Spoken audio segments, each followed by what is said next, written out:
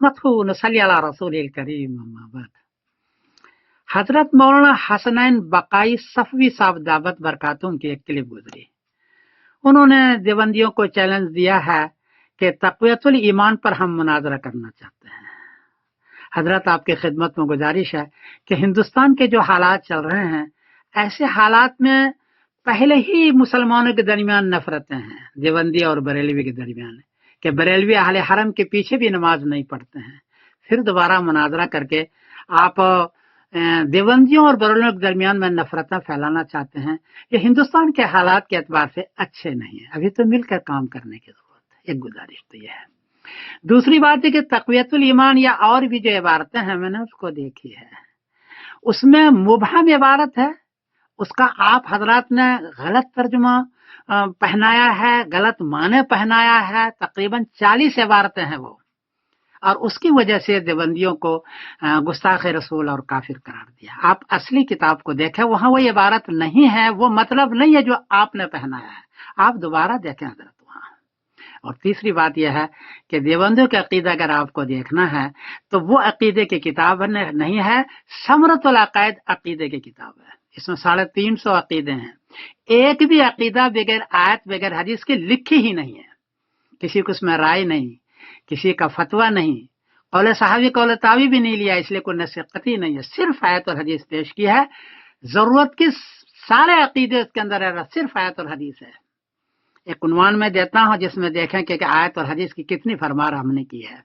مثلا علم غیب پر 55 آیتیں اور 17 حدیثیں ہیں، نور بشر پر 28 آیتیں 8 حدیثیں ہیں، حاضر ناظر پر 38 آیتیں 13 حدیثیں ہیں، اختیار کل پر 36 آیتیں 10 حدیثیں ہیں، قبروں کی زیارت پر 22 آیتیں 44 حدیثیں ہیں، اللہ کہاں ہے اس پر 38 آیتیں اور 6 حدیثیں ہیں۔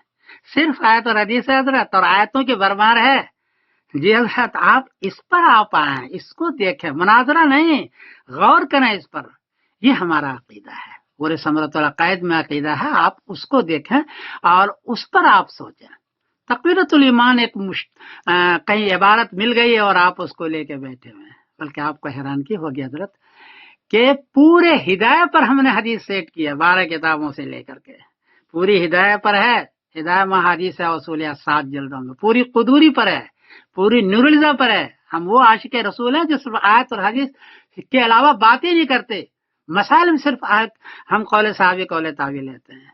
اس لیے ایسے حالات کے اندر آپ مناظرہ کر کے اور نفرت نہ پیدا کرنا مجھے لگتا ہے کہ اچھی بات نہیں ہے۔ آپ ہماری کتاب ثمرۃ العقائد کو دیکھیں، اور اعتراض کرنا ہو تو صحیح ستہ کی صرف حدیث لانی ہے یا آیت لانی ہے صراط النص، پھر اعتراض کریں گے میں انشاءاللہ تبدیل کر دوں گا۔ بہرحال کوئی گستاخی ہوئی تو معاف کرنا مولانا، میں ساری لنک دے رہا ہوں، حسنین صاحب کے بھی کلپ دے رہا ہوں، ثمرۃ العقائد بھی لنک دے رہا ہوں، ساری چیز دیکھا، اس پر غور فرمائیں آپ حضرات، اور کوئی غلطی بھی تو معاف کر دیجیے گا۔ بہرحال ان حالات کے اندر یہ مناظرہ اچھی چیز نہیں ہے۔ میں سمیر الدین قاسمی بول رہا ہوں۔ ان کا یہ لیٹر پیڈ آپ کی اسکرین پر ہے، اس میں کیا لکھتے ہیں کہ وجود باری تعالی پر ڈیبیٹ کرنے والے مفتی شمائل صاحب، کیا اسماعیل دہلوی کی کفریات سے بھری ہوئی کتاب تقویت الایمان پر بھی آپ علماء بریلوی سے اوپن مناظرہ کریں گے؟ آپ کے جواب کا منتظر سید شاہ حسنین بقائی صفوی۔